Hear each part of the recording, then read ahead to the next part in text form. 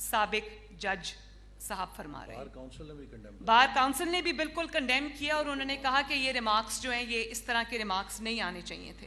تو آپ نے تو اپنی پوری کوشش کر لی، لیکن ایک بات ہے کہ اگر آپ اپنے فائدے کے لیے اداروں کے کندھوں پہ بندوقیں رکھ کے چلائیں گے، کبھی آپ فوج کو بیچ میں لے آتے ہیں، کبھی آپ عدلیہ کو بیچ میں لے آتے ہیں، تو یہ بھی پھر ہمیں اداروں کو بھی سوچنا چاہیے کہ کب تک وہ عمران خان جیسے جو لوگ ہیں ان کا نشانہ بنتے رہیں گے، اور ان کی جو کی ہوئی چیزیں ہیں، جو ان کی حرکتیں ہیں، وہ اپنے سر پہ لیتے رہیں گے. کیونکہ جب یہ ریمارکس اس طرح کے عوام کے اندر آتے ہیں تو اس میں مکس ریاکشن آتا ہے. لوگوں کو پتہ ہے اصل بات کا کہ بات کیا ہے، تو پھر لوگ طے تک پہنچتے ہیں، تو یہ عدلیہ پہ بھی اچھا ریفلیکٹ نہیں کرتا. تو میں بس ٹھیک ہے، ہو گیا. اور پھر آپ یہ میری آخری بات یہ ہے کہ پھر کہتے ہو کہ نواز شریف اداروں کے خلاف بات کرتا ہے. آج نواز شریف صاحب نے جو بات کی ہے، میرا دل اتنا راضی ہوا ہے کہ نواز شریف کو کسی کی حب الوطنی کے سرٹیفکیٹ کی ضرورت نہیں ہے. نواز شریف کا 40 سال کا جو کردار رہا ہے پاکستان کے اندر، وہ تاریخ میں لکھا جا چکا ہے. اس کو نواز شریف کو کسی سرٹیفکیٹ کی ضرورت نہیں ہے. تم تو اپنے 2 سال کے اقتدار میں ایک سقوط کشمیر کا جواب نہیں دے سکتے، تم نواز شریف کے 6 ایٹمی دھماکوں کا جواب کیا دو گے؟ اور وہ بات بھی سب کو یاد ہے کہ جب وہ آ کے گرا تھا میزائل، جو وہ کون سے ملک کی طرف سے آیا تھا جو میزائل آ کے گرا تھا، اور نواز شریف افغانستان میں جا رہا تھا جی، اور وہ نواز شریف نے اٹھا کے دیا تھا کہ ہم بھی ایسا میزائل بنائیں گے، اور وہ میزائل بنا. تم تو ایک اپنے کشمیر کا جواب نہیں دے سکتے، نواز شریف سے کیا جواب مانگتے ہو؟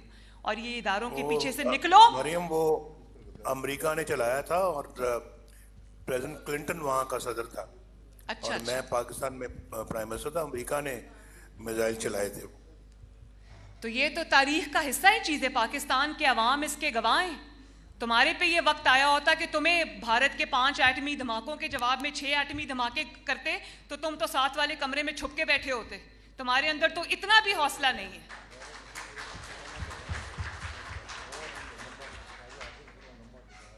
اور اپنی لڑائی لڑنی ہے عمران خان، تو اپنے بلبوتے پہ لڑو، اداروں کے پیچھے سے نکلو اور اپنی لڑائی خود لڑو. یہ چھوڑ دو، اب سامنے آؤ. نواز شریف سے ڈرتا ہے، جہاں نواز شریف کی بات آتی ہے وہاں اداروں کو آگے کر دیتا ہے.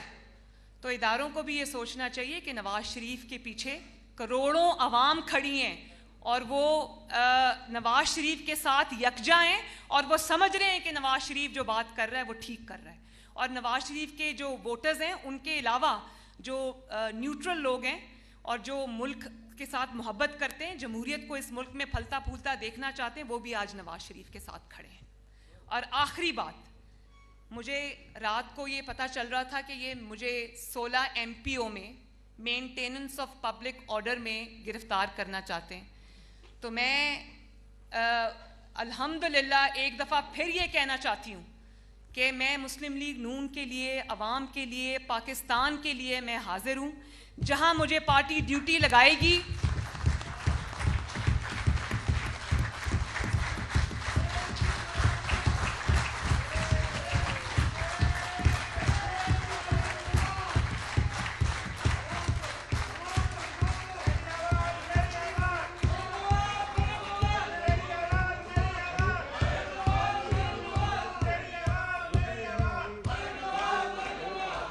جہاں پارٹی میری ڈیوٹی لگائے گی، جہاں میاں صاحب میری ڈیوٹی لگائیں گے، میں حاضر ہوں. لیکن اگر میں آج کل پرسوں، کیونکہ ٹانگیں تو ان کی کانپتی ہیں نا، نظر آ رہا ہے جس طرح کی یہ غلطیاں کر رہے ہیں، جس طرح کی ان کی حرکتیں ہیں، اس سے سمجھ آ رہا ہے کہ شدید تکلیف میں ہے، پینک میں ہے، حکومت جاتی نظر آ رہی ہے.